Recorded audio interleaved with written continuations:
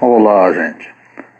Eu quero esclarecer umas coisas aqui a respeito de João, no capítulo 10, né? Que fala que o lobo é o diabo, né? Todos falam que o lobo é o diabo. Em todas as instituições religiosas que eu fui, ouvi isso. Mas será que é mesmo isso? Vamos ver se é isso. Primeiro, vou fazer uma leitura aqui em Mateus, no capítulo 10, do versos 15 e 16. Mateus, capítulo 10, versos 15 e 16. Está falando assim: Eu estou enviando vocês como ovelhas para o meio de lobos. Portanto, sejam cautelosos como as serpentes e inofensivos como as pombas. Mas cuidado, pois vocês serão presos, processados nos tribunais. Tá vendo? É enviado para lobos. Serão presos e processados nos tribunais. Então aqui está falando que os lobos é a autoridade, tá bom? Serão presos e processados nos tribunais e chicoteados nas sinagogas. Aqui já dá para tirar uma dúvida que o lobo não é o diabo, aqui o lobo aqui é uma autoridade. Pode ser autoridade corrupta ou pode ser uma autoridade que não é corrupta. Agora aqui eu vou fazer a leitura aqui em Ezequiel, no capítulo 22, verso 27. Está falando: as autoridades são como lobos. Entenderam bem? Ezequiel, capítulo 22, verso 27. As autoridades são como lobos, que despedaçam os animais que matam para enriquecer. Aqui está falando de uma autoridade corrupta. Em Sofonias, está falando, Sofonias capítulo 3, verso 3, também fala: as autoridades são como leões que rugem e os juízes como lobos ferozes, que devoram tudo de uma vez sem deixar nada para o dia seguinte. Está falando aqui, Sofonias, capítulo 3, verso 3. As autoridades são como leões que rugem, e os juízes são como lobos. Aqui está testificando novamente que as autoridades, os juízes, é lobo. Tá vendo? Então o lobo de João 10 não é o diabo, tá bom? É isso que eu quero deixar bem claro para vocês. Agora eu vou fazer a leitura aqui de João, no capítulo 10, né? Jesus disse: eu afirmo a vocês que isto é verdade. Quem não entra no curral das ovelhas... o que é o curral das ovelhas? É as instituições religiosas, ok? Isso que é o curral das ovelhas. Quem não entra pelo curral das ovelhas, pela porta, a porta, quem é a porta? A porta é Jesus, não é o pastor, tá bom? Aqui está falando que a porta é o Messias. Continuando: mas pula o muro é um ladrão e bandido. Que pula o muro é o ladrão e bandido, é o pastor corrupto, que entra no curral das ovelhas, pulando o muro, para roubar as ovelhas, manipular, enganar, tá bom? Agora no verso 2: mas quem entra pela porta é o pastor do rebanho. Verso 3: o porteiro abre a porta para ele. Quem é o porteiro aqui? O porteiro é Deus, tá? Se Deus não te direcionar a Jesus, você não vai encontrar Jesus. O porteiro é Deus. O porteiro abre a porta para ele. As ovelhas reconhecem a sua voz quando ele as chama pelo nome. E ele as leva para fora do curral. Ó, vamos prestar bem atenção. Chama pelo nome. Deus chama você para ter um encontro com Jesus, tá? E leva para fora do curral, para fora das instituições religiosas. É isso que Jesus faz. Quando todas estão do lado de fora, ele vai na frente delas. Os seguem porque conhecem a voz dele. Os escolhidos começam a praticar as obras de Jesus. É isso que acontece, tá? Deus chama a pessoa a ter um encontro com Jesus. A pessoa sai da instituição religiosa e começa a praticar as obras de Jesus, mas sem estar dentro das instituições religiosas. Tá ok? No verso 5. Mas de jeito nenhum seguirão o estranho. Pelo contrário, elas fugirão, pois não conhecem a voz do estranho. Os escolhidos nunca serão enganados. É isso que quer dizer. As pessoas que foram chamadas por Deus para ter um encontro com Jesus, nunca mais serão enganados. Verso 6. Jesus fez esta comparação, mas ninguém entendeu o que ele queria dizer. Então Jesus continuou: eu afirmo a vocês que isto é verdade. Eu sou a porta.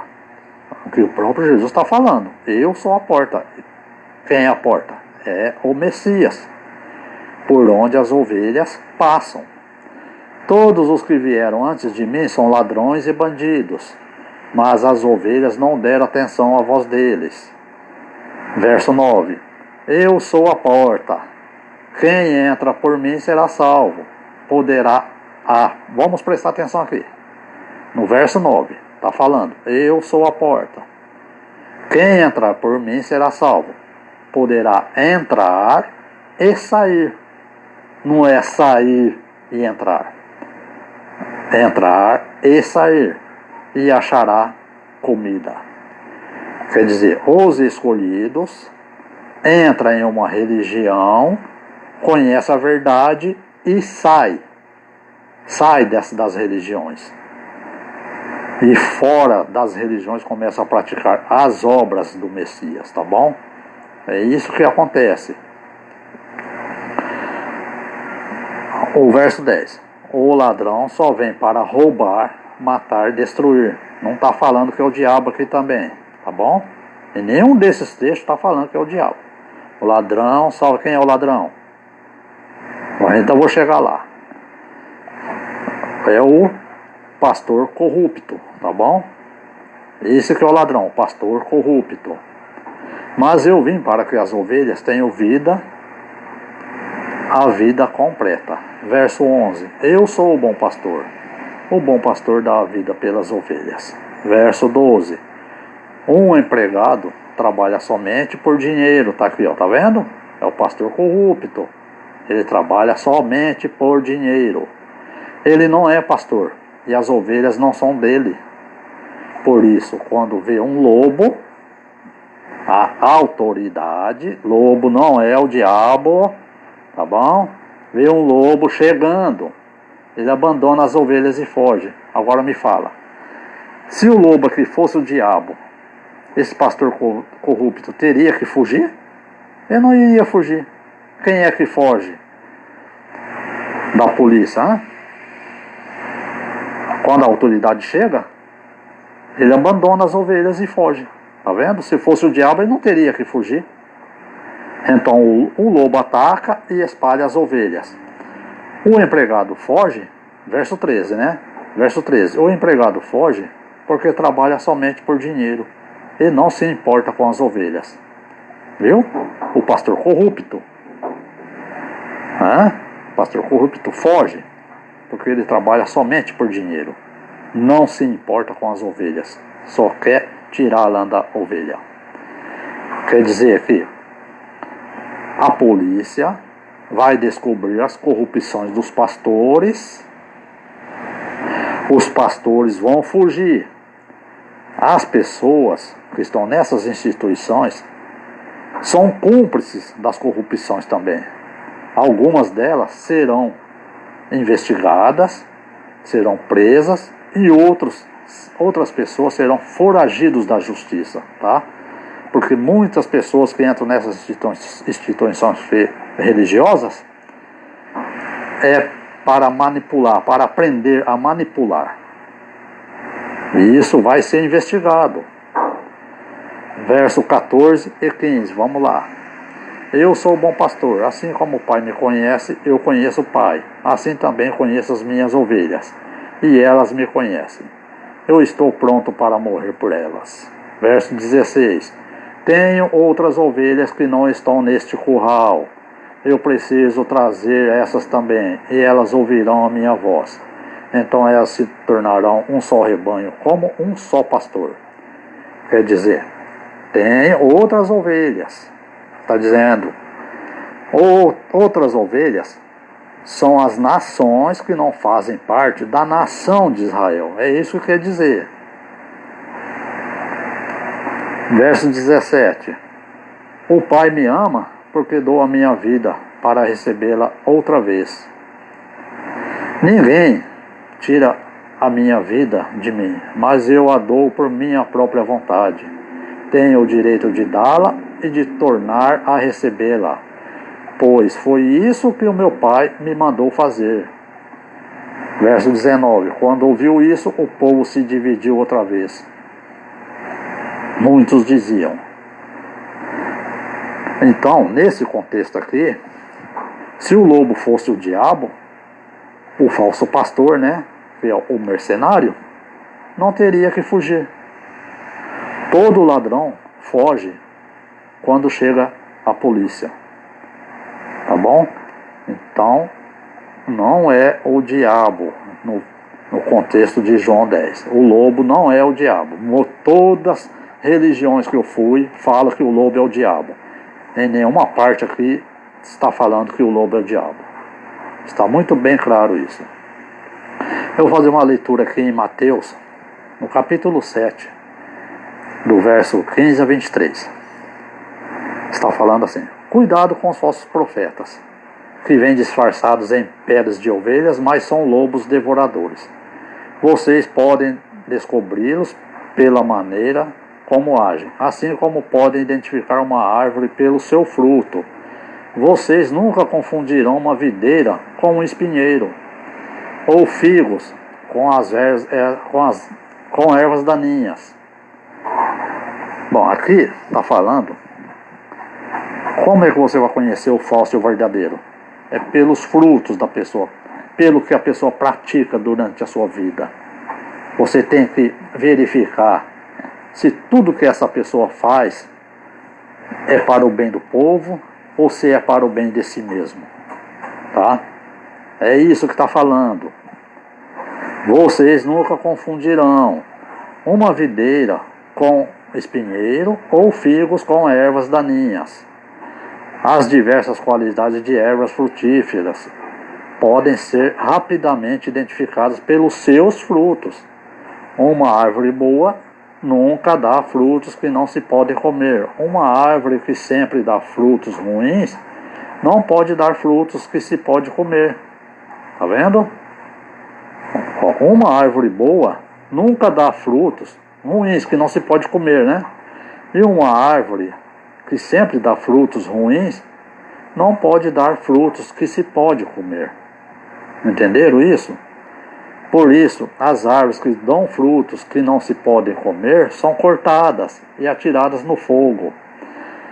Assim, o meio de identificar uma árvore ou uma pessoa é pela qualidade dos seus frutos, tá vendo? Identificar se a pessoa é má ou boa é pela qualidade dos seus frutos.